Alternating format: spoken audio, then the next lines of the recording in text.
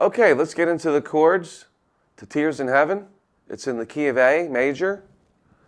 So we need to start on A major. We're going to go to an E chord. Then we're going to go to an F sharp minor. I'm just going to do all the chords, then we're going to talk about the specific forms after this. F sharp minor, a D chord, back to A, and back to E. And then we're going to go to the bridge, the second half of the verse goes to F sharp minor. Then it goes to C sharp. I'm going to talk about that form in more detail.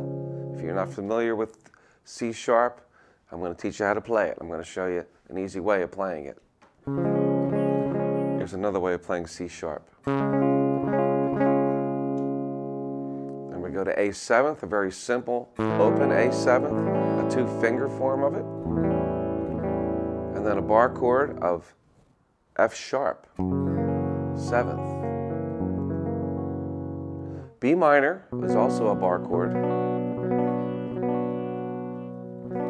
And then we have an interesting combination of chords where we're going to play a B minor 7th with an open E in the bass.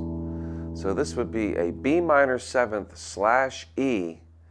And if you've never seen a slash chord, it kind of looks like a fraction where you have one chord and a slash and then something on the bottom. Well, that top chord is in fact the chord. The note on the bottom is the bass note that the bass player would play, or if you're playing by yourself, you want to try and play it on the lower strings of the guitar. So here's a B minor 7th with an open E on the bottom, back to A.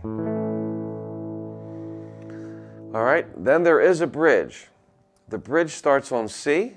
Then we're going to go to a G slash B, which means it's just a G chord. But if you play the B note without the G note, it sounds really cool. So C, this form of G, A minor, D, G, D slash F sharp, which means it's simply a D chord with an F sharp note in the bass.